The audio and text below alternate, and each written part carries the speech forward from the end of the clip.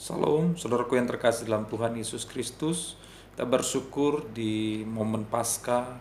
Kita percaya bahwa Tuhan Yesus sungguh baik. Amin. Ketika kita boleh merayakan Paskah, apa yang terbenak oleh pikiran kita, oleh perasaan kita, saudaraku? Bagaimana Tuhan Yesus waktu di atas kayu salib, saudaraku? Ketika dia di atas kayu salib, tangannya terpaku, kakinya terpaku, memandang kepada kita sebagai manusia. Apakah yang ada di benak Tuhan, saudaraku? Firman Tuhan dengan jelas mengatakan bahwa sebelum Tuhan Yesus mati tergantung di atas kayu salib, saudaraku, ada hal yang luar biasa yang Tuhan perkatakan. Di antaranya adalah, Bapa, ampunilah mereka karena mereka tidak tahu apa yang mereka perbuat.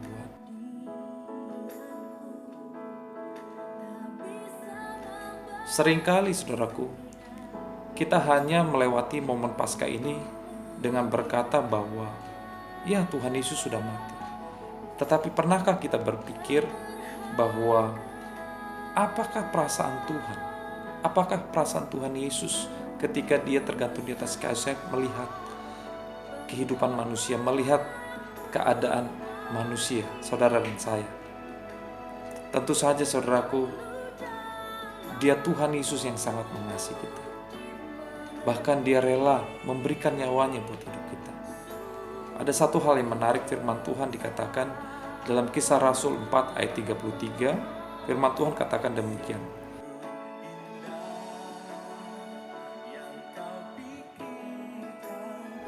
Dan dengan kuasa yang besar rasul-rasul memberi kesaksian tentang kebangkitan Tuhan Yesus, dan mereka semua hidup dalam kasih karunia yang melimpah-limpah. Saudaraku yang terkasih dalam Tuhan, ketika Tuhan Yesus mati di atas kayu salib dan pada hari ketiga dia bangkit dari kematian, bahkan juga mengalahkan maut, saudaraku, ada hal yang penting yang dirasakan, bahkan yang dialami oleh para murid-muridnya. Ketika mereka murid-muridnya yaitu ditinggalkan oleh Tuhan Yesus, ketika Tuhan Yesus kembali ke sorga, saudaraku, firman Tuhan dengan jelas dicatat dalam Kisah Rasul 4 ayat 33. Dan dengan kuasa yang besar rasul-rasul memberi kesaksian tentang kebangkitan Tuhan Yesus. Jadi ketika Tuhan Yesus naik ke sorga, saudaraku, ada kesaksian yang luar biasa yang dialami oleh rasul-rasul. Mereka dengan lantang, dengan semangat, dengan berapi-api memberitakan tentang kesaksian kebangkitan Tuhan Yesus. Bahwa mereka adalah orang-orang yang melihat bagaimana Tuhan Yesus itu bangkit dari kematian. Dan dikatakan, dan mereka semua hidup dalam kasih karunia yang melimpah-limpah. Artinya apa, saudaraku? Mereka memiliki yang namanya pemahaman, pandangan yang berbeda dengan apa yang mereka alami sebelum Tuhan Yesus mati bahkan dibangkitkan. Ketika mereka mengalami yang namanya kesedihan, saudara, ditinggalkan oleh Tuhan Yesus sebagai guru dan juga sebagai pemimpin, leader mereka.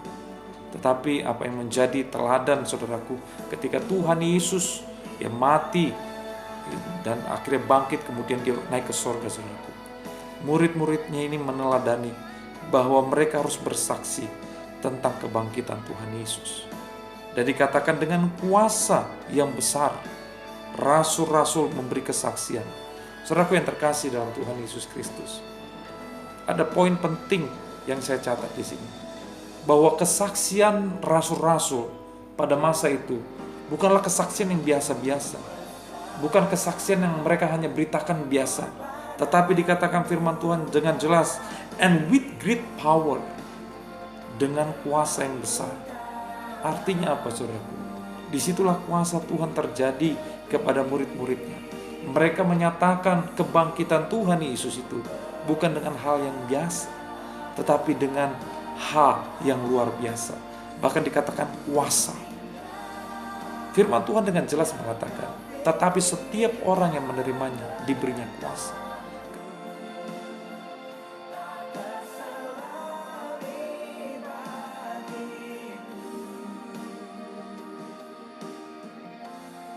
Ketika murid-murid ini sungguh-sungguh mengetahui bahwa Tuhan Yesus adalah juru selamat, Tuhan Yesus adalah sungguh-sungguh, yaitu orang yang sungguh-sungguh menjadi juru selamat mereka. Mereka diubahkan, saudara. Sehingga apa yang terjadi? Paradigma mereka yang tadinya sebelum mengenal Tuhan Yesus dengan kebangkitannya, dengan kematiannya, saudaraku, mereka menganggap bahwa Yesus ini adalah seorang leader yang akan membawa yaitu kemerdekaan untuk bangsa Israel pada masa itu. Bahkan juga melepaskan dari setiap penjajahan Romawi. Tetapi ketika mereka diubahkan, bahkan sebelum peristiwa ini, saudaraku, bagaimana Roh Kudus turun atas setiap murid-muridnya di loteng Yerusalem, dikatakan mereka berapi-api, saudaraku. Mereka diurapi Tuhan. Sehingga apa dikatakan? Dan dengan kuasa yang besar, rasul-rasul memberi kesaksian tentang kebangkitan Tuhan Yesus. Kebangkitan Tuhan Yesus sangat besar, saudaraku, peranannya bagi kekristenan. Seringkali orang di luar sana mungkin mengatakan, bagaimana mungkin bahwa dia sudah mati. Tetapi inilah yang membuktikan bahwa dia benar-benar Tuhan yang luar biasa. Dia telah bangkit dari kematian, mengalahkan maut, bahkan juga dia naik ke surga, saudaraku. Sehingga apa yang terjadi? Rasul-rasul ini menerima yang namanya pikiran, saudaraku, paradigma yang berbeda. Ketika mereka sungguh-sungguh yaitu mengetahui bahwa Tuhan Yesus adalah juru selamat mereka. Mereka memiliki pandangan yang berubah, saudara. Oleh karena itu, saudaraku, alamilah yaitu kuasa kebangkitan Tuhan Yesus itu. Sehingga apa? Kita memberikan kesaksian dengan kuasa otoritas Tuhan. Bahkan firman Tuhan dikatakan, and with great power the apostle gave witness to the resurrection of the Lord Jesus, and great grace was upon them all. Jadi dengan anugerah, dengan kasih karunia Tuhan yang besar diberikan kepada murid-muridnya. Oleh karena itu, saudaraku, banyak pertentangan dikatakan bahwa kuasa mujizat itu terjadi di masa lampau. Dengar baik, bahwa murid-murid ini, rasul-rasul ini bersaksi dengan kuasa yang besar. Dan perkataannya mereka penuh kuasa. Sehingga seorang Rasul Petrus ketika dia berkhotbah di depan 3.000 orang, mereka memberikan diri mereka dibaptis, bertobat. Luar biasa, karena mereka sungguh-sungguh mengenal siapa Yesus. Oleh karena itu, saudaraku, siapapun kita sebagai umat Tuhan, mari kita berubah paradigma kita, bahwa kuasa itu diberikan kepada setiap kita cuma-cuma. Firman Tuhan katakan apa? Tetapi setiap orang yang menerima Yesus dalam hidupnya, diberinya kuasa. Oleh karena itu, saudaraku, tidak heran ketika seorang hamba Tuhan berkata bahwa kita ini anak Allah, tetapi mulut kita tidak punya kuasa. Oh, alangkah bahayanya, saudaraku. Bagaimana seorang hamba Tuhan mengatakan bahwa mulut kita ini tidak ada kuasa?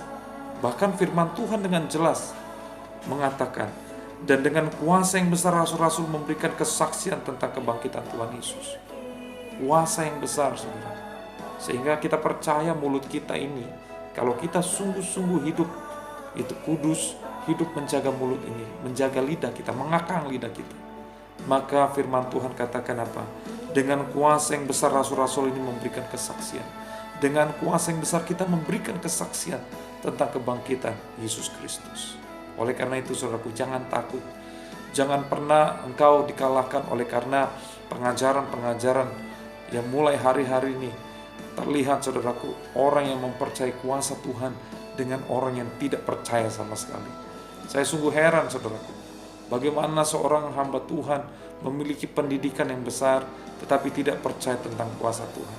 Karena apa, saudaraku? Firman Tuhan hanya sebatas logika, sebatas pengetahuan, akal budi, tetapi tidak sampai firman Tuhan itu menjadi kebenaran yang memerdekakan pribadinya. Sehingga apa yang terjadi, saudaraku? Dia menganggap bahwa kuasa mujizat itu lampau di masa lampau. Untuk masa sekarang, kuasa itu tidak berlaku. Ada saja hamba Tuhan seperti itu. Tetapi firman Tuhan dengan jelas mengatakan, sebab kerajaan Allah bukan terdiri dari kata-kata, bukan hanya karena perkataan, tetapi dari kuasa.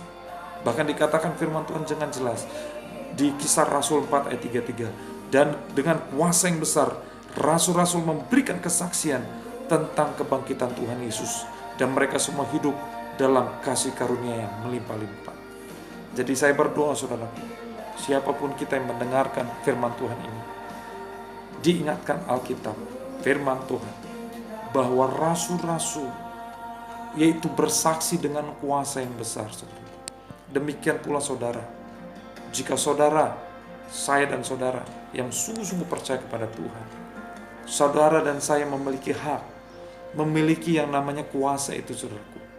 Sehingga firman Tuhan dengan jelas mengatakan, setiap orang, Yohanes 1 ayat 12, tetapi setiap orang yang menerimanya diberinya kuasa untuk menjadi anak-anak Allah.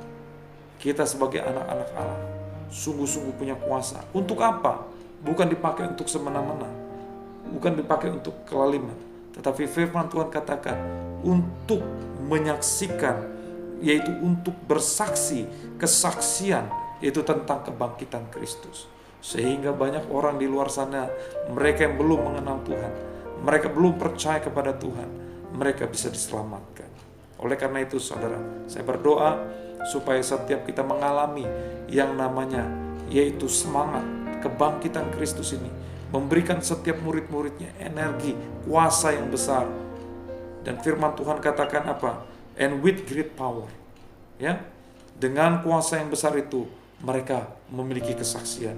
Dan tidak hanya itu saudaraku, firman Tuhan dengan jelas bahkan dikatakan mereka semua hidup dalam kasih karunia Tuhan yang melimpah-limpah.